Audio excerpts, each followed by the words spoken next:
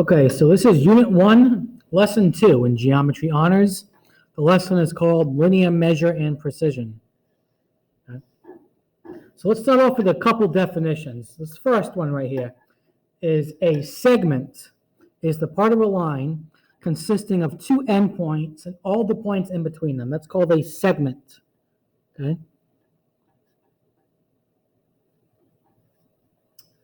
So let's just draw a quick diagram for that. So for a segment, we have two endpoints.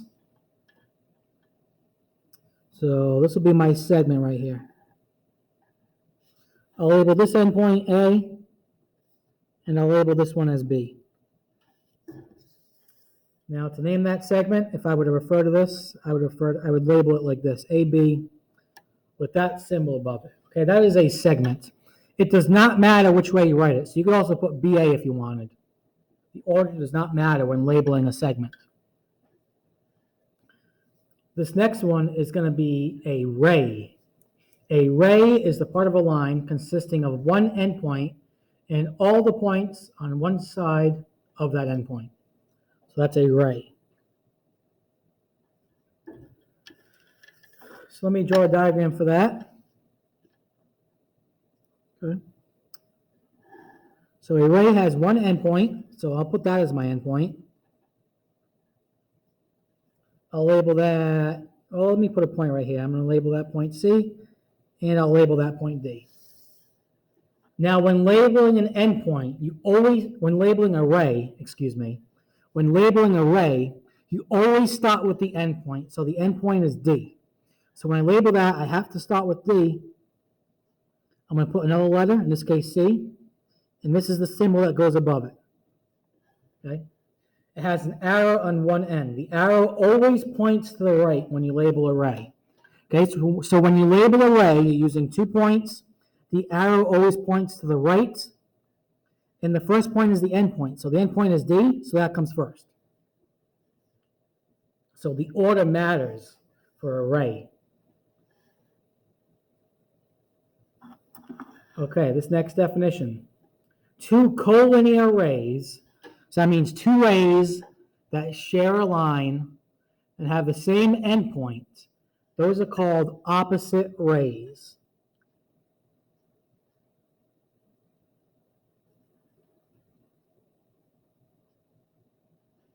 Opposite rays. Two collinear rays with the same endpoint are called opposite rays. Now let me draw a diagram for that. Okay.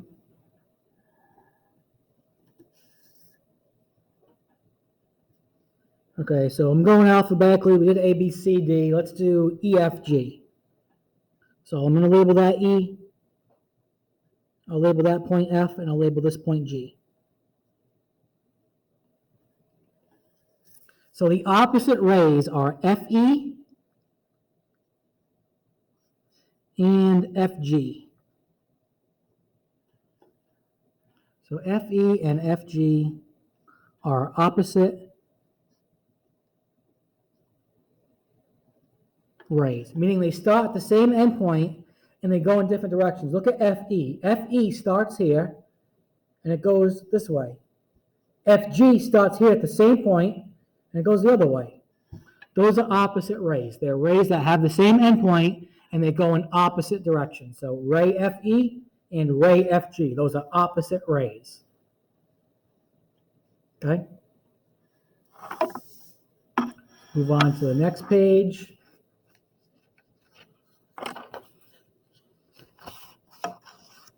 Okay, so one definition here. I'm not going to do much with this definition. I'm just going to give it to you and then we'll move on to something else.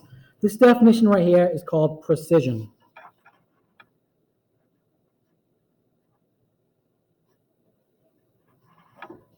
The precision indicates how close the measured values are to each other. Okay? I'm not going to go any further into detail on that. I just want to give you that definition. For now, if you want to read through that, you're welcome to. But I'm going to move on to something called the segment addition postulate. Okay? The segment addition postulate. So let me give you that in a sentence first, and then I'll draw a diagram. So here is the segment addition postulate. It says, if 3 points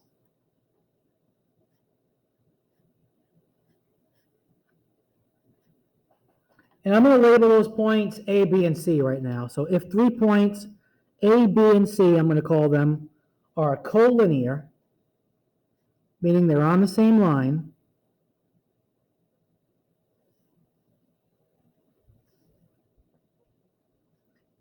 and B is between A and C,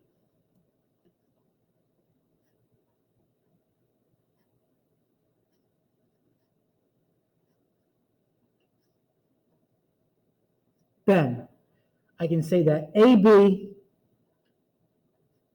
plus BC equals AC. Now, what does that mean? Let me draw a diagram for that so it makes sense, because that might not make sense right now.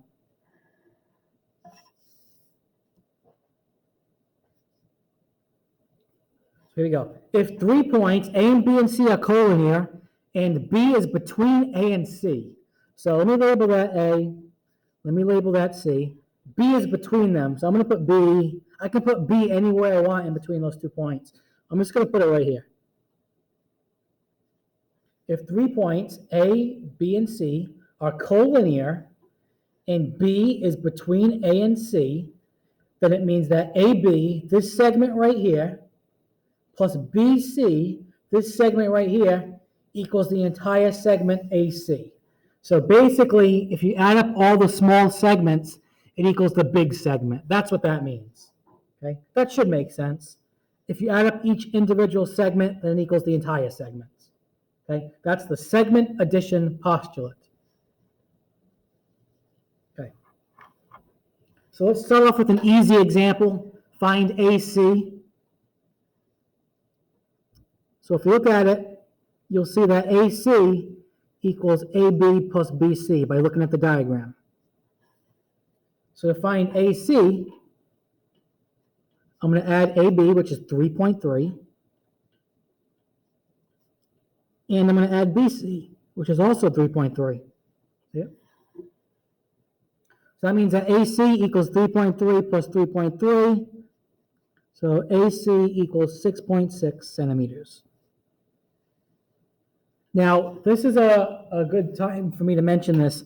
Whenever you say a segment has a certain length, like AC equals 5, or AC equals 10, or AC equals 25, or in this case, AC equals 6.6, you do not put the bar above AC. So you just put AC equals 6.6 centimeters, no bar symbol above AC, just AC like that. Okay? Try to remember that. Okay. Example 2. Find DE. Okay, so what we have here is we have DE plus EF equals DF. So if you add up each small segment, it equals the big segment. So DE, the small one, plus EF, the small one, equals the entire segment, DF.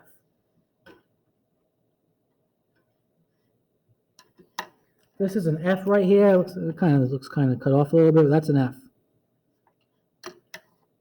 So DE, we don't know what DE is. I'm going to leave that alone for now. Plus EF. EF is 2 3/4. It equals DF, which is 12. So that's just substitution. So if I want to find DE, I have to subtract. So DE is going to equal 12 minus 2 3/4.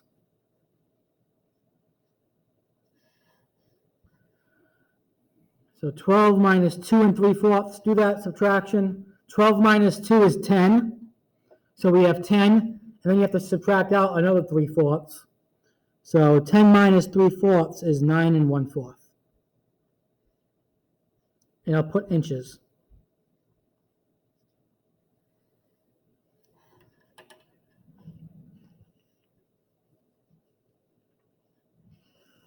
So again, no bar above it. Whenever you say a segment equals a number, you do not put the bar above it. Okay. Okay, so example 1 and example 2, those were just numerical problems. Now we're going to do a problem that has some algebra involved in it. Okay, so example 3 has some algebra. Find y in PQ if P is between Q and R, PQ equals 2y, QR equals 3y plus 1, and then PR equals 21. So luckily we have a diagram here to help us. So what I'm going to do is I'm going to write down the segment addition postulate first. QP plus PR equals QR. So the two small segments added together equals the big segment QR. And now I'm going to substitute. So QP is 2y plus PR. PR is 21 and equals QR, which is 3y plus 1. Solve that for y. So I'll bring the 2y over. 2y equals y plus 1. Subtract 1 on each side, and you get that y equals 20. Okay, y equals 20. Now that's not the final answer. Okay, that's one of the answers. The question said find y and PQ. So we found y, that's one of our answers. But now we also have to find PQ. So make sure you always answer all the questions. Okay, now we have to find PQ. Okay, so PQ, if you look at the diagram, it equals 2 times y. And we know y is 20, so PQ equals 2 times 20, so PQ equals 40.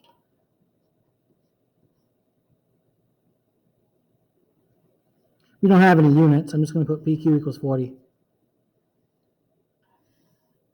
Again, no bar above PQ. Whenever you say a segment equals a number, whenever you say a segment has a certain length, you do not put the bar above it.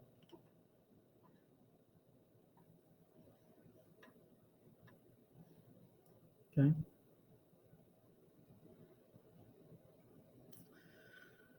So let's move on to the last page.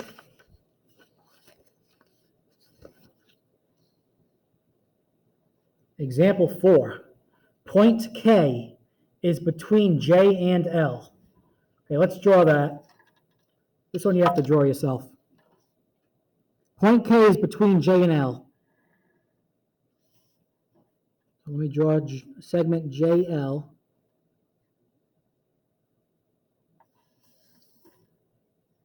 Point K is between them. We have no idea where it is. So just place point K anywhere you want in between them, anywhere you want, because we have no idea where it is. I'll go right here. You can place it wherever you want. Now we're told that JK equals 3x minus 2. Let's label that. It's always nice to label diagrams. KL equals 4x. And JL, the entire thing, is 5x plus 4. Let me label that right here. And that's the entire thing, so I'm just going to draw this symbol. Just so it's clear, that's the entire thing. Find x, jk, kl, and jl. So this is a long problem. We have to find 4 things. Okay? Well, I'm going to start by writing the segment addition postulate. jk plus KL equals the entire segment, which is JL. And now I'm going to substitute. JK is 3x minus 2 plus KL, which is 4x, equals JL, which is 5x plus 4. Okay, now solve that equation. Combine like terms on the left. So when you combine like terms, you get 7x minus 2 equals 5x plus 4. Subtract 5x on each side. So 2x minus 2 equals 4. Add 2. 2x equals 6. x equals 3.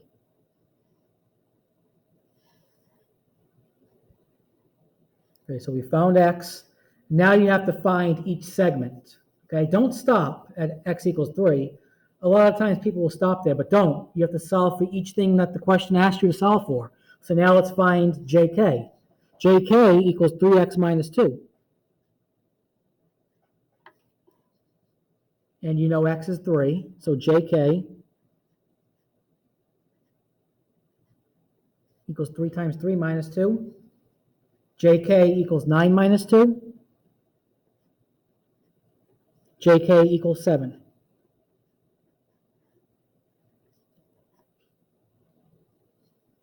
Well, let's do KL. KL equals 4 times x. And we know x is 3, so KL equals 4 times 3.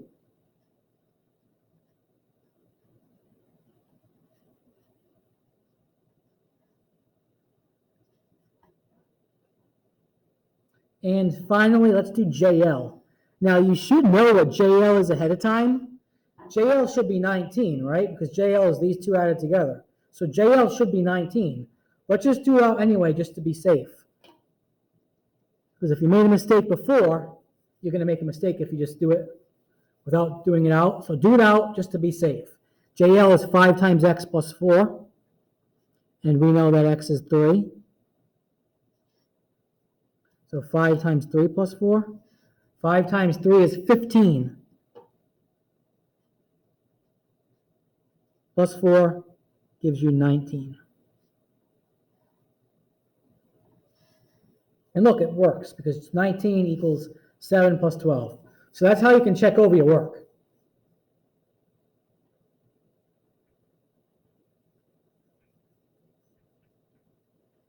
Okay, so one more definition. Definition. Look back at example 1 on the second page. Notice that AB and BC, those segments have the same measure. Let's go back.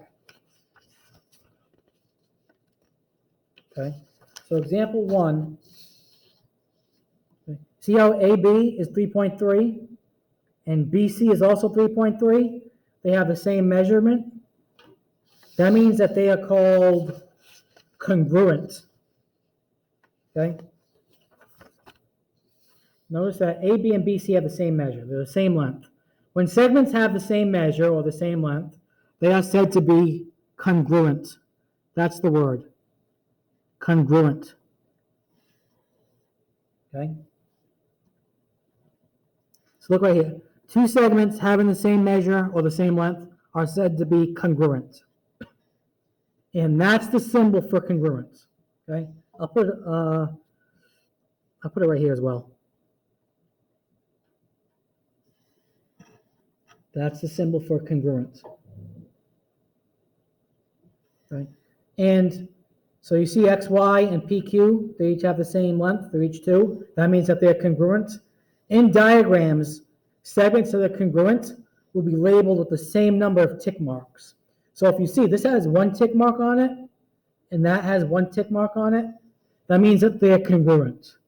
So for example, if you're looking at a diagram and this segment had 3 tick marks, and that segment had 3 tick marks, then it means they're congruent. Okay? And that's all that we have for this lesson. This was lesson 2 in Unit 1 of Geometry Honors.